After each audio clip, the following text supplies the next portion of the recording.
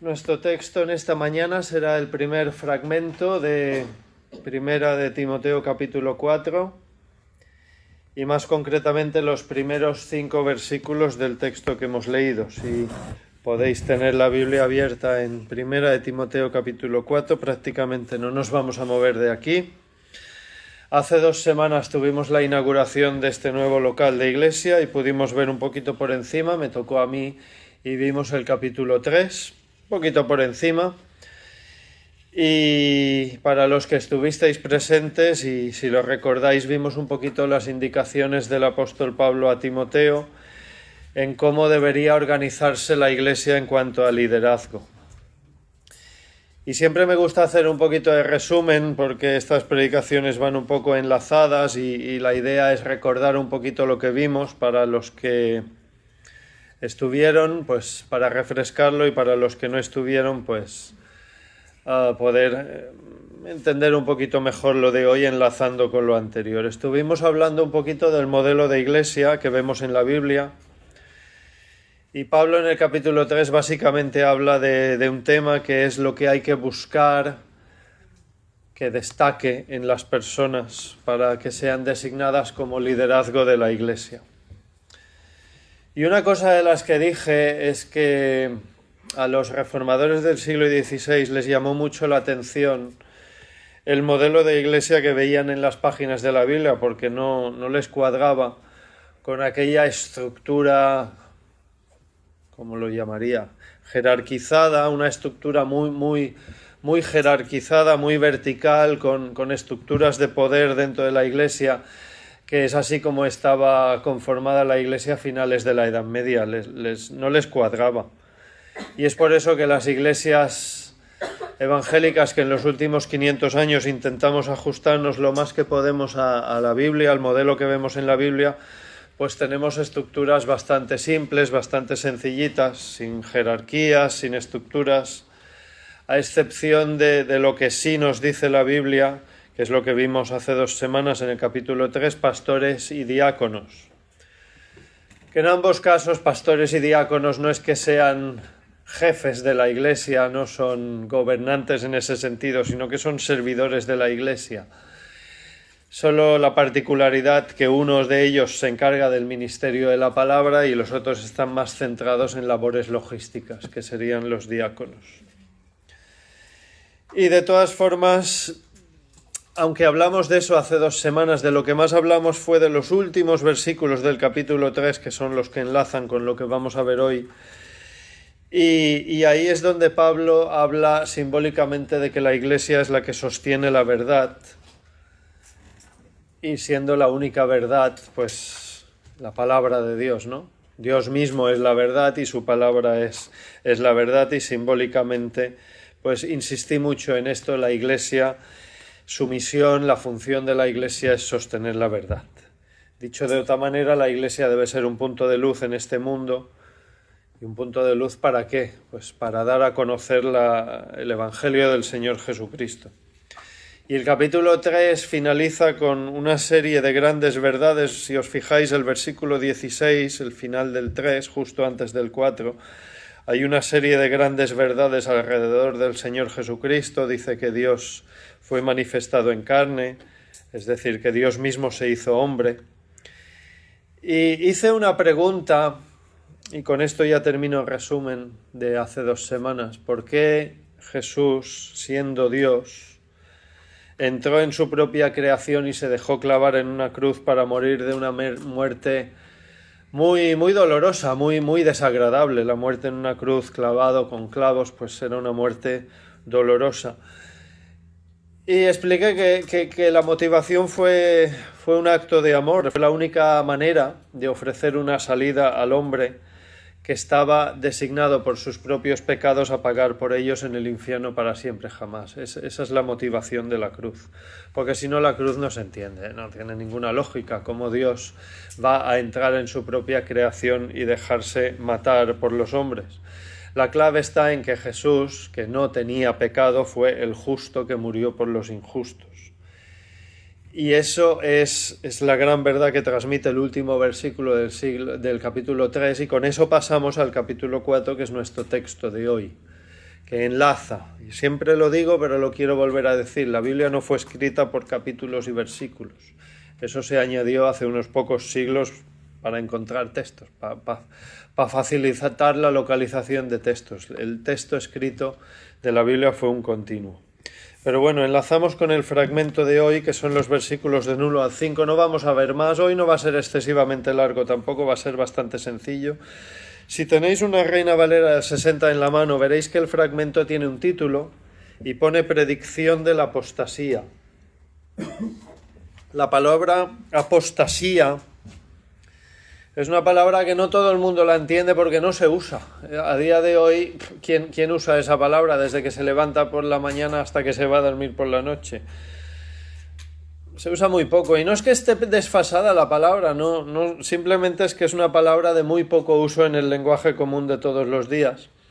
Lo que es curioso es que la palabra apostasía está en la gramática española, es una palabra aceptada desde hace siglos, desde hace tantos siglos que viene del griego apostasía, es la misma palabra. En 2500-3000 años la palabra se pronuncia igual, en griego antiguo y en español de hoy en día. Significa apartarse, abandonar. Esas dos palabras sí que las entendemos. Apartarse de algo, abandonar algo. Y vamos a ver los primeros versículos. Quiero leer los 3 primeros juntos. Leedlo conmigo, por favor, y lo comentamos. Pero el Espíritu dice claramente que en los últimos tiempos algunos apostatarán de la fe, o sea, abandonarán la fe, se apartarán de la fe, eso es lo que significa, escuchando a espíritus de error y a doctrinas de demonios que con hipocresía hablarán mentira, teniendo cauterizada su conciencia, prohibirán casarse y mandarán abstenerse de los alimentos que Dios creó, para que con acción de gracias participaran de ellos los creyentes y los que han conocido la verdad. Y he leído los 3 primeros versículos juntos porque van juntos. Fijaos, no hay ningún punto, son comas y comas y comas, es toda una sola frase. Pablo solía escribir largo y continuo y claro, cuando se traduce a idiomas de hoy en día, inglés, español, pues más o menos hay que poner muchas comas y es difícil ir poniendo los puntos. Luego vienen los versículos 4 y 5, y los versículos 4 y 5 vais a ver que son una explicación, el 4 es una explicación del 1, 2 y 3, y el 5 es una explicación de la explicación, es una explicación del 4, fijaos. Versículo 4, porque todo lo que Dios creó es bueno y nada es de desecharse si se toma con acción de gracias. Y ahora viene la explicación de la explicación, porque por la palabra de Dios y por la oración es santificado. Este es nuestro texto de hoy, no quiero seguir porque con esto es suficiente. Con los primeros 5 versículos tenemos más que de sobra. Y tampoco vamos a profundizar mucho. En los versículos del 1 al 3, Pablo dice que sucederá algo en lo que llama los postreros tiempos. Y la Reina Valera, la que usamos aquí, la Sociedad Bíblica Trinitaria, lo han actualizado un poco, dice los últimos tiempos. Entiende un poquito mejor. Postreros ya está un poco desfasado, pero bueno, es lo mismo. No lo voy a explicar demasiado en detalle, pero la Biblia en general divide la historia humana en 3 fases. Está la primera fase, que es la que la Biblia llama el mundo antiguo, que serían los primeros 1600 años de este mundo, que es desde la creación hasta el diluvio universal. Luego está la etapa intermedia del diluvio universal a la primera venida de Jesús, que no le da un nombre concreto, es cuando se escribe todo el Antiguo Testamento, es una época bastante larga, unos 2400 años, y finalmente está lo que llamamos los últimos tiempos, los postreros tiempos, que es el periodo de ahora, que es desde la primera venida de Jesús hasta la segunda, que es el fin del mundo. Hay una segunda distinción, y yo sé que no viene a cuento con el texto de hoy, pero ya que estamos lo voy a decir. La Biblia hace una segunda distinción que conviene decirlo por lo menos de pasada. Distingue entre lo que es este mundo y luego la eternidad que viene después. Y los suele llamar, hay diferentes formas de mencionarlo en la Biblia, pero lo suele llamar como este siglo y el siglo venidero. Sí, básicamente usa siglo. Y voy a leer unas palabras de Jesús en Mateo 12:32, no hace falta que lo busquéis, pero lo ilustran a la perfección. Dice Jesús: a cualquiera que dijere alguna palabra contra el Hijo del Hombre le será perdonado, pero al que hable contra el Espíritu Santo no le será perdonado, ni en este siglo ni en el venidero. Significa ni en estos tiempos, ni en el tiempo de después del juicio final, o sea, después de la muerte. Los tiempos venideros, el siglo venidero, la Biblia lo usa mucho en este sentido para hablar de lo que viene después de la muerte. Da igual si es para salvación o para perdición. Pongo 2 ejemplos más y termino con esto, pero lo quería mencionar de pasada. En Hechos 24-25 Pablo habla del juicio venidero. Es verdad que la Biblia no habla de juicio final, eso es una forma de hablar, pero todos lo entendemos. La Biblia sí dice juicio venidero. Y en Hebreos 10:1 dice los bienes venideros. Aquí sí que se refiere un poquito más concretamente a la salvación. Pero bueno, es solo un breve paréntesis. Volvamos a nuestro texto, versículo 1. ¿Qué es lo que nos dice nuestro texto? Nuestro texto nos dice que en los últimos tiempos, o sea, ahora, desde la primera venida de Jesús hasta el fin del mundo, algunos apostatarán de la fe, ya lo he explicado antes, algunos se apartarán de la fe, algunos se alejarán de la fe, o sea, de la palabra de Dios, de la verdad de la palabra de Dios. Y tal y cual, todo lo que dice, versículo 1, 2 y 3, escuchando espíritus engañadores, doctrinas de demonios, etcétera, etcétera. Son los versículos 1, 2 y 3. Hay muchos lugares en el Nuevo Testamento, muchos, en los que se dice que habrá personas que se apartan de la verdad enseñando cosas que no son conforme a la palabra de Dios. La Biblia advierte mucho, lo tenemos en las cartas de Pablo, las cartas de Pedro, las cartas de Juan, la carta de Judas. Es un tema que va saliendo. Es uno de los temas principales del Nuevo Testamento y básicamente es de que cuidado porque va a haber gente que va a enseñar cosas que no son conforme a la Biblia.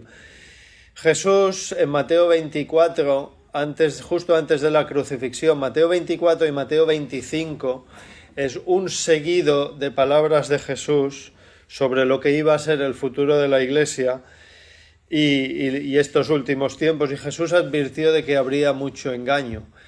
Y todo ese gran discurso, si tenéis una de estas Biblias que tienen las letras de Jesús en rojo, veréis que Mateo 24 y 25 está todo en rojo. Jesús habla de continuo, Mateo recoge un gran discurso de Jesús. ¿Cómo empieza ese discurso? Mateo 24:4, mirad que nadie os engañe. Jesús advierte de que habría gente que intentaría engañar. Mirad que nadie os engañe. Y si uno lee todo Mateo 24 y 25 como un conjunto, viendo lo que es el conjunto de lo que Jesús basa su discurso, es una advertencia inicial basada en las palabras mirad que nadie os engañe. Y sobre esto mismo los apóstoles en el Nuevo Testamento, lo que acabo de decir, van desarrollando esta idea de diferentes maneras sobre malas enseñanzas. Y es lo que vemos aquí. Y aquí se habla de 2 cosas concretas en los versículos 2 y 3. Lo leo de nuevo. Pero el Espíritu dice claramente que en los postreros tiempos algunos apostatarán de la fe, escuchando a espíritus engañadores y a doctrinas de demonios. Por la hipocresía de mentirosos, es duro, Pablo, que teniendo cauterizada la conciencia, cauterizar es cuando una herida ya no sangra, cuando a veces ponen un hierro caliente, ¿entendéis lo que digo? Cauterizas, tapas, cauterizas la conciencia, acallada la conciencia, creo que se entiende. Versículo 3, y hay 2 ejemplos concretos, prohibirán casarse y mandarán abstenerse de alimentos que Dios creó, para que con acciones de gracias participen de ellos los creyentes y los que han conocido la verdad. Vale, Pablo lo que está diciendo básicamente es que algunos se apartarán de la fe cristiana bíblica, que es acorde con la palabra de Dios, y serán atraídos por una serie de lo que hoy en día llamamos cantos de sirena.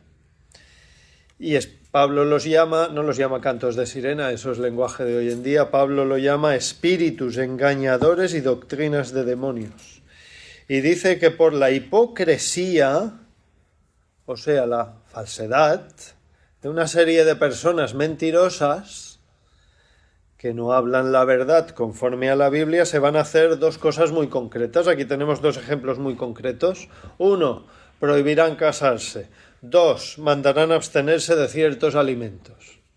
Son los dos ejemplos que tenemos aquí. Y añade como una coletilla que Dios creó estos alimentos para que con agradecimiento participasen de ellos los cristianos, o sea, que los comiesen tranquilamente. Es lo que está diciendo. Y finaliza Pablo en los versículos 4 y 5 explicando que en realidad no hay ningún problema con ciertos alimentos. Vale, eso es nuestro texto de hoy. ¿Qué es lo que vamos a sacar de nuestro texto de hoy? ¿Qué es lo que Dios nos trata de decir a través de este texto de hoy? ¿Que se pueden comer todos los alimentos? Pues ¿es la lección básica? Pues sí, es la lección básica. Es lo más básico que se desprende de este texto. Y Pablo nos recuerda aquella escena, a mí me recuerda aquella escena de Hechos capítulo 10, Patricio predicó de ello hace, no sé, un año más o menos, donde a Pedro se le dice mata y come, Hechos capítulo 10, capítulo 11. Pero bueno, los hebreos antiguos tenían toda una serie de restricciones alimentarias de la antigua ley de los tiempos de Moisés, pero todo aquello fue abolido con la venida de Jesús y la finalización de aquel antiguo pacto. Aquel antiguo pacto solo apuntaba a Jesús. Y así se desprende de bastantes pasajes del Nuevo Testamento, incluyendo el que tenemos hoy. Pero bueno, tampoco nos vamos a ir a casa con esto, ¿no? Que se puede comer de todo y punto, ya está, vámonos a casa. No es esto, hay un poquito más. Si entendemos esto, que es lo básico que nos dice el texto, si lo asimilamos, pues ¿qué tenemos aquí? Pues yo creo que en segundo lugar tenemos una lección de historia, ¿no? A modo profecía. Escrito hace 2000 años, Pablo escribió pues esto, ¿no? Y Pablo predijo que llegarían unos tiempos en que este tipo de cosas sucederían. ¿Ha sucedido? Sí, ya lo creo que ha sucedido. Y atención a quien atribuye Pablo la advertencia. Es curioso, fijaos en el versículo 1 cómo empieza. Dice Pablo que es el Espíritu Santo quien afirma que esto sucederá. Autoridad total en este texto. ¿Podemos ver ahora en el siglo XXI cómo se ha cumplido esto a lo largo de la historia? Pues por supuesto que sí. Podemos pensar en cosas concretas. A mí me viene a la cabeza el concilio de Letrán, un concilio del año 1123, en plena Edad Media, hace 1000 años, en el que se prohibió el matrimonio de líderes religiosos por parte de la cristiandad oficial. Los primeros 1000 años de iglesia, los pastores, los líderes, los ancianos podían casarse sin problema. A partir del concilio de Letrán, 1123, se prohíbe el casamiento de líderes religiosos. Cumple totalmente el texto. Y prohibición de ciertos alimentos, pues hay de todo. Pero bueno, nos puede venir a la cabeza lo de comer carne, los bienes de Cuaresma, o algunas sectas, los adventistas mismos, que prohíben, son muy quisquillosos con la carne, por ejemplo, la carne en general, todas las carnes. Pero bueno, son prohibiciones que podíamos ir a ejemplos concretos a lo largo de la historia de la Iglesia, pues han ido saliendo por una parte, por otra, y pues yo creo que está muy claro que van en contra de lo que dice la Biblia, en contra del texto que leemos hoy. Y bueno, y por otro lado cumplen esta profecía que dice Pablo que es del propio Espíritu Santo, a través de que la recibimos a través de Pablo y a través de esta carta de Timoteo. Bien, ¿con qué idea nos vamos a casa? Pues nos podemos ir a casa con la idea de que el cristiano no tiene restricciones alimentarias por motivos religiosos. Sí. Y que hay que estar al loro con lo que dice la Biblia, ¿no? Que la Iglesia se ha equivocado a lo largo de la historia en ciertas cuestiones como estos dos ejemplos. Pues sí, me gustaría que nos quedásemos con esta idea. Pero tampoco voy a entrar mucho en detalle del versículo, porque ya si sois un poco habituales de las predicaciones que estoy haciendo en Timoteo, veis que voy viendo los pasajes un poquito en general. No quiero entrar en palabra por palabra, texto por texto, versículo por versículo, sino quiero que veamos un poquito la esencia general de cada texto, las ideas principales que transmiten. Y en este caso, ¿cuál es la esencia general de este texto? No quiero entrar en los detalles, solo quiero que veamos la idea general que transmite, que Pablo habla de desviaciones de la palabra de Dios por parte de personas que entendemos por el texto eran parte de la iglesia, gente que dice ser creyente, gente que dice ser cristiana. Estas ideas no surgen de gente no creyente. El texto dice que apostatarán de la fe, se apartarán de la fe en base a una serie de engaños y doctrinas equivocadas. Doctrinas de demonios las llama Pablo, pero si se apartan de la fe, quiere decir que ya estaban en ella, ¿no? Quiere decir que estaban en la iglesia, es por descarte. Si uno se aparta del acantilado es que estaba muy cerca del acantilado. Si tú te apartas de la carretera es que estás muy cerca de la carretera, del fuego. Tú te apartas del fuego es porque estás muy cerca del fuego. Para apartarse de algo hay que estar originalmente cerca de ese algo. Y espero que se me entienda. Eso es lo que nos dice el texto. ¿De qué hablamos hace 2 semanas? La esencia de aquella predicación que yo hice hace 2 semanas en la inauguración de este local. La esencia de aquello fue que Pablo estaba diciendo que la Iglesia sostiene la verdad. Eso es básicamente lo que quise sacar como enseñanza principal. Y la única verdad es Dios mismo y la palabra de Dios. Por lo tanto, imaginaos que el número 4 grande no está en vuestras Biblias. Imaginaos que el texto es de continuo. ¿Veis la conexión? El final del capítulo 3, justo después de decir que la Iglesia es columna y sostén de la verdad, Pablo termina con esas 6 grandes verdades respecto del Evangelio del Señor Jesucristo. Versículo 16. E indiscutiblemente grande es el misterio de la piedad. Dios fue manifestado en carne, justificado en el Espíritu, visto de los ángeles, predicado a los gentiles, creído en el mundo, recibido arriba en gloria. Y justo después, imaginaos que el 4 no está, va y dice lo que tenemos hoy, advirtiendo que vendrán tiempos en que la gente se apartará de la verdad de la palabra de Dios escuchando doctrinas, enseñanzas equivocadas. Y luego continúa a partir del versículo 6 del capítulo 4, pero eso bueno, ya lo veremos la próxima ocasión. Pero bueno, aunque lo veamos la próxima ocasión, vamos a ver un pequeño spoiler, el versículo 6, vamos a leerlo. ¿Qué dice? Si esto enseñas a los hermanos, serás buen ministro de Jesucristo, nutrido con las palabras de la fe y de la buena doctrina. Claro, habla de la buena doctrina. Después del paréntesis del 1 al 5, en que habla de malas enseñanzas, Pablo se centra en insistirle a Timoteo a partir del versículo 6 de retener la buena doctrina, que sí es acorde con la Biblia. Pero bueno, eso lo veremos el próximo día. Hoy solo tenemos los versículos del 1 al 5. Conclusión. ¿Con qué idea nos quedamos?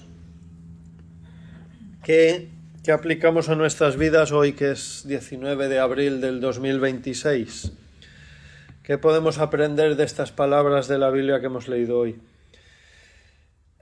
Toda esta carta de Pablo a Timoteo tiene un hilo conductor. Yo ya sé que empezamos hace más o menos medio año y no espero que os acordéis de las predicaciones de hace medio año. Es difícil ir recordando, pero sí que pienso que es necesario recordarlo.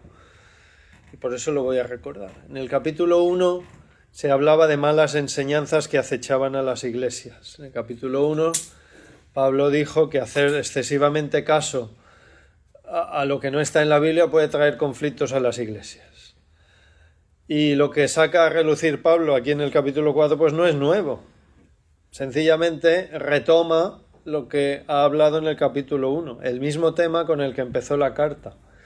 Pablo le recomendó a Timoteo en el capítulo 1 no hacer mucho caso a lo que no está en la Biblia, porque eso trae tensiones a la iglesia e impide que la iglesia sea edificada en el conocimiento de la palabra de Dios.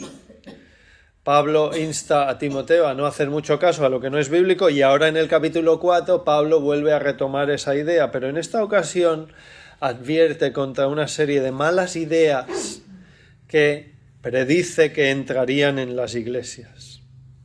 Por lo tanto, damos un paso atrás, intentamos ver el bosque en su conjunto, a vista de pájaro. En el capítulo 1, Pablo da mucha importancia a no hacer excesivo caso, no perder el tiempo con lo que no es bíblico. En el capítulo 2, Pablo insta a orar con mucha frecuencia y a trabajar para ser personas humildes y apacibles. En el capítulo 3 tenemos toda una serie de indicaciones para pastores y diáconos, pero ya dije hace 2 semanas que eso, es para aprender nosotros, ver dónde podemos mejorar en nuestro comportamiento diario.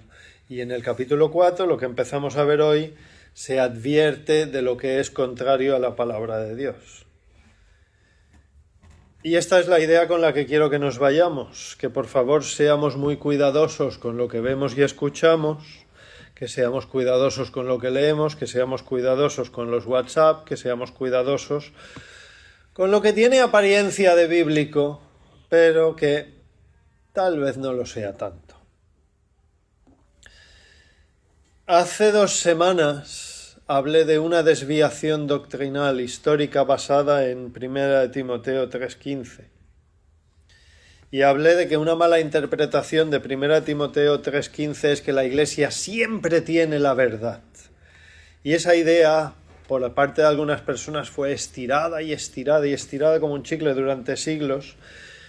Claro, argumentando que si la Iglesia guarda la fe, para guardar la fe, Dios debería preservar a la Iglesia para que no se desviara, por lo tanto, la idea es de que la Iglesia no se desvía, por lo tanto, la Iglesia es infalible como entidad, y entonces lo que dice la Iglesia, lo que se llama el magisterio de la Iglesia, es igual de válido que la Biblia como fuente de autoridad. Y eso continuó durante siglos en la mente de algunas personas hasta desarrollar la idea de la infalibilidad de la Iglesia. Pero bueno, cuidado con esta forma de pensar, porque no es así.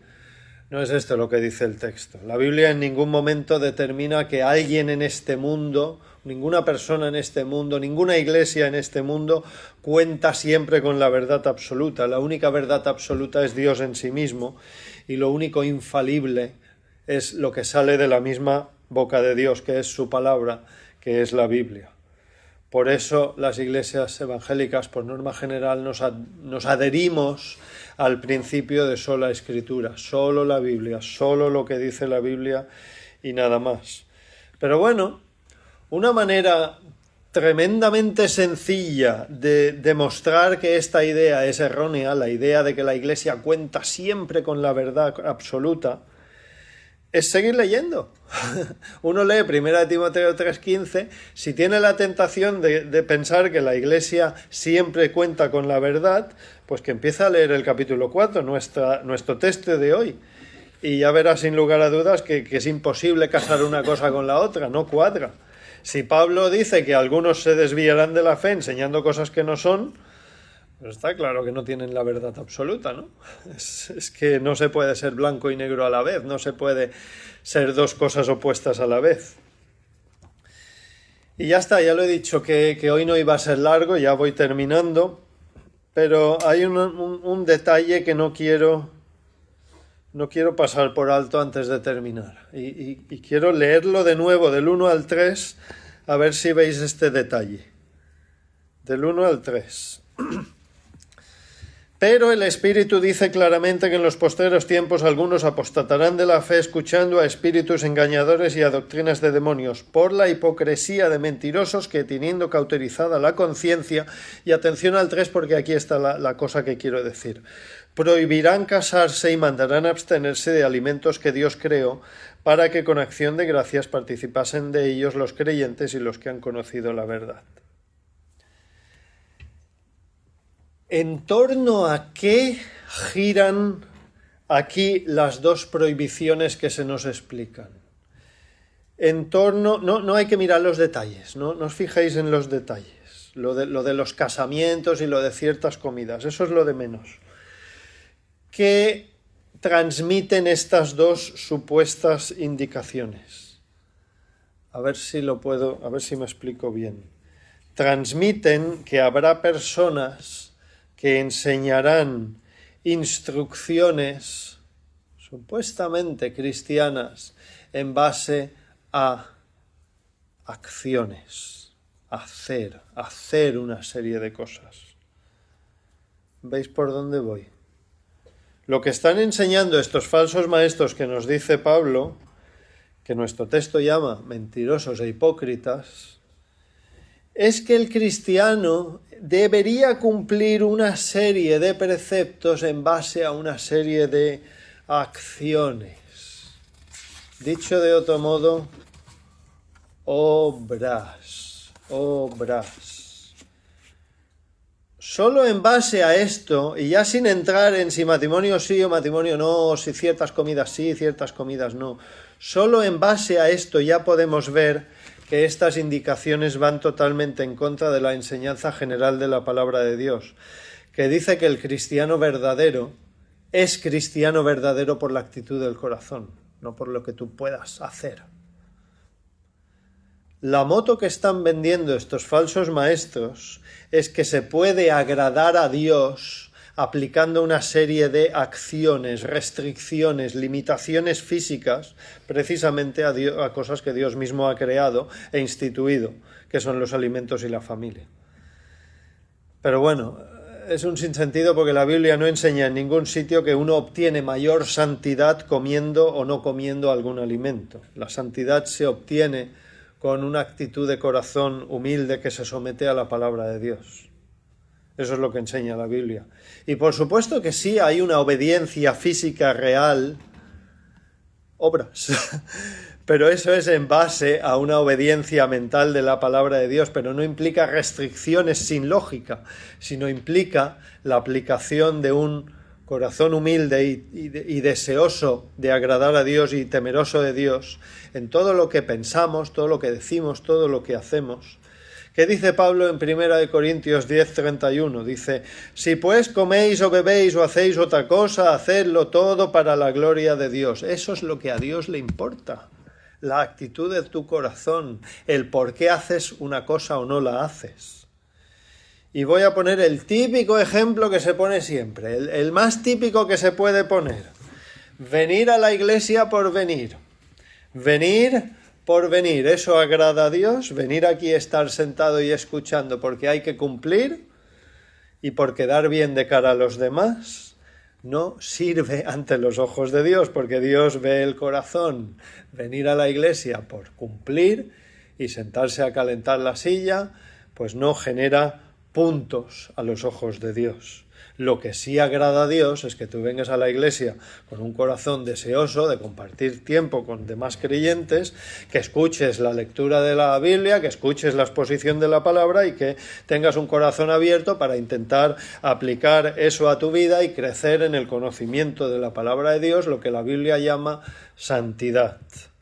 Y el tema de la predicación de hoy es muy sencillo, de verdad que es muy sencillo. Ya termino, un par de minutos y termino. Es verdad que nuestro texto advierte en contra de falsas doctrinas y enseñanzas que no son acordes con la Biblia. Pero la esencia de nuestro texto de hoy también transmite otra cosa, que debes tener un corazón deseoso de obedecer a Dios, porque obedecer a Dios no es comer algo o no comer algo, sin tenerle presente. Lo que Dios ve es la actitud de tu corazón. Que tú te esfuerces de corazón por agradar a Dios alejándote del pecado. Es que la clave de todo es el pecado, no es un trozo de cierta comida. ¿Por qué? Pues por lo que Dios ha hecho en tu vida, si es que eres creyente, salvándote en la cruz de la condenación eterna del infierno. Y si tú no eres creyente, lo importante es que busques la paz con Dios. Y eso no se obtiene cumpliendo normas, que si comiendo esto, que si comiendo lo otro, que si no comiendo. La paz con Dios se obtiene con arrepentimiento de corazón por tus pecados personales, mirando al Señor Jesucristo y a su sacrificio en la cruz como tu única opción posible. Esa es tu opción para hacer puntos delante de Dios, no comer o no comer algo. El texto que hemos leído hoy nos da a entender que circularían una serie de ideas en el futuro de cuando fue escrito, o sea, en nuestros tiempos, en el pasado, en el futuro próximo, contrarias al concepto de familia establecido por Dios, y también que aplicar unas frías normas en base a comer, pues que eso agrada a Dios. Pues sí, vaya que ha sido así con el paso de los tiempos, pero esto nos dice la Biblia que son doctrinas de demonios. Al cielo no se entra comiendo algo o dejando de comer algo, esa no es la manera de entrar al cielo. A Dios no le interesa que comas algo o que no lo comas, por cumplir. Dios se centra en el corazón, Dios se centra en la actitud del corazón. ¿Qué es lo que hay en tu corazón? Eso es lo que ve Dios y es lo que a Dios le importa. Tú tienes un deseo de servir a Dios, de obedecer a Dios, de agradar a Dios. El texto de hoy nos manda a ser cautelosos con las enseñanzas que no se ajustan a la Biblia, a la palabra de Dios. Pero teniendo esto en mente, el texto de hoy nos anima pues a servir a Dios, a obedecer a Dios, con un corazón, con una actitud adecuada, con temor de Dios, con un deseo de agradar a Dios, aplicando lo que Pablo ha ido explicando en las diferentes partes que hemos visto de esta carta. Que seamos personas de oración, que tengamos amor por la Iglesia, que tengamos un corazón deseoso de ver crecer la Iglesia, que busquemos ser personas apacibles, humildes, que quitemos el orgullo de nuestras vidas, que intentemos mejorar en todos aquellos aspectos que flaqueamos, aquellos aspectos donde podemos mejorar. Y quiero terminar con el versículo 5, que casi no he hablado del 4 y del 5, pues venga, voy a hablar del 5. Termino con el 5, fijaos en el 5. La conclusión, que es la explicación de los versículos 1 y 3. Versículo 5. Porque por la palabra de Dios y por la oración es santificado. Porque por la palabra de Dios y por la oración es santificado. ¿Cuál es la conclusión del mensaje de hoy? Aplicar palabra de Dios y aplicar oración a nuestras vidas. Esto es lo que agrada a Dios. Por favor, que nos quedemos con esto. Salimos por la puerta, ahora nos despediremos, nos vamos cada uno a nuestras casas. ¿Con qué idea nos quedamos? Palabra de Dios y oración. Eso es el resumen de hoy. ¿Con qué te vas a ir a casa? ¿Qué vas a hacer esta semana para agradar a Dios? Yo no te voy a ver, no nos vamos a ver los unos a los otros, a no ser que nos veamos por algún motivo, pero lo más normal es que no nos veamos, pero Dios sí te va a ver. ¿Qué importa si comes algo o si no lo comes? Dios va a ver la actitud de tu corazón. Versículo 5, palabra de Dios y oración, palabra de Dios y oración, palabra de Dios y oración. ¿Qué es lo que quiere Dios de ti? Que apliques el versículo 5. Palabra de Dios y oración. Que Dios nos ayude a aplicarlo en esta semana. Amén.